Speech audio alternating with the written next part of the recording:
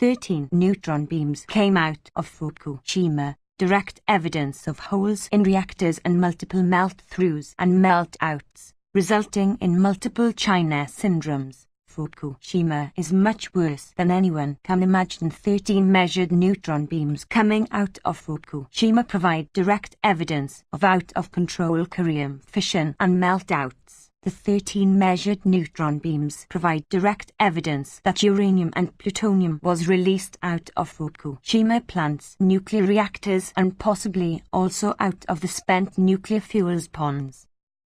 These 13 beams are proof positive that reactors were breached and that fission material came out of the reactors, because the reactor needs to have a hole in it in order for a neutron beam to appear outside of the containment building after a spent fuel pool boils off all cooling water and the fuel melts down. That can also generate a neutron beam. So where the beams came from and the specific locations within the complex are very critical pieces of information. These pieces of information can help investigators piece together what melted, where and how badly it went. Of course, none of this information is going to come out, because that would lead to the truth of how bad Fukushima really is. So we will bet that no one will ever release any information regarding the specifics of where these rays came from. It is accepted fact that these neutron beams can only appear during nuclear fission, and if the fission products are not underwater, water dosed with boron absorbs excess neutrons and moderates the reaction,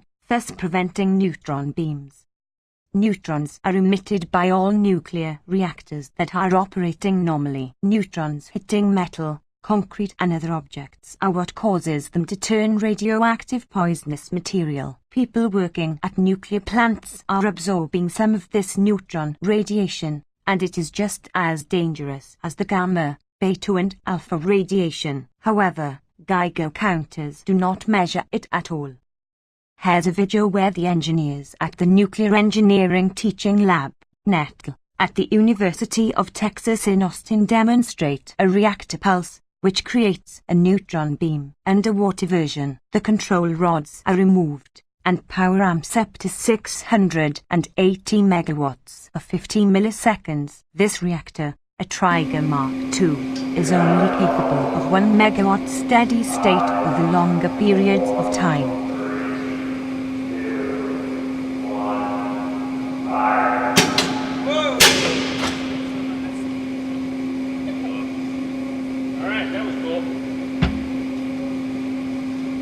I've been operating these reactors for 20 years and I always like watching. Did you see that?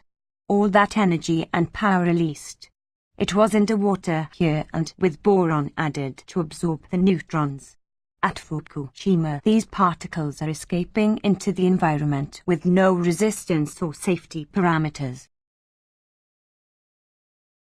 Neutron beams are also created by high-energy particle physics labs all over the world, and they spray neutron radiation and other nuclear particles all over the world. Neutron beams are also created by nuclear energy research facilities that are studying them. One of these beams was shot at approximately the same place where the 3/11 earthquake happened in Japan. Could this neutron beam have resulted in a 9.0 Richter scale event? The Earth absorbs some of this radiation on the way to the target. The neutron beam also hits the target and causes a cascade of radiation at that location, with unknown effects. T2K, Takaita Kamioka, Japan, is a particle physics experiment that is a collaboration between several countries, including Japan, Canada, France, Germany, Italy, South Korea, Poland, Russia, Spain,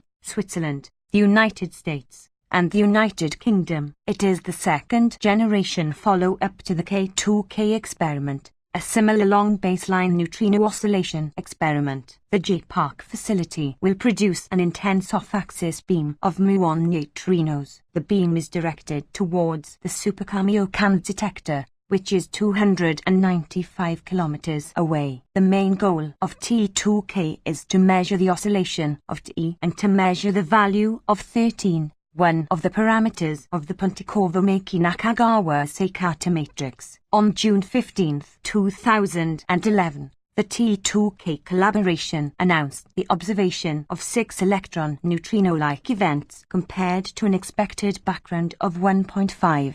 A significance of 2.5 standard deviations. The research facility shot a full power beam of neutrons underground towards the almost exact location and the exact time during which the 9.0 Japanese earthquake happened. 3:11. The research results were reported a couple of days later. Could this beam have triggered the earthquake?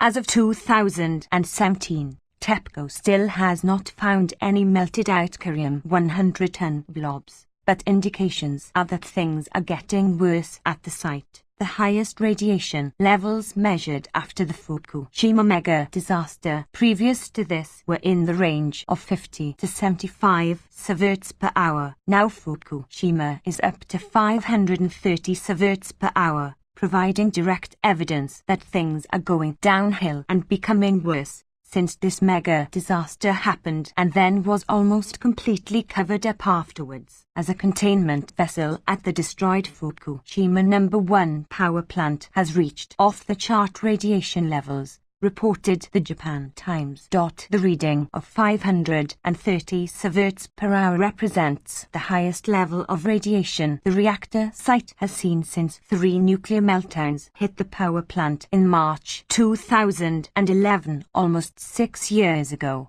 and also among the most deadly. This mega nuclear disaster is just starting. It will continue to spread death, doom and chaos for the foreseeable future. And the dying Pacific Ocean offers mute and silent lifeless testimony to what is going on. Why is no one testing the food chain and human beings, killer whales and other top of the food chain predators for Fukushima radiation? Learn, transform, donate, share, sponsor, connect, comment, collaborate.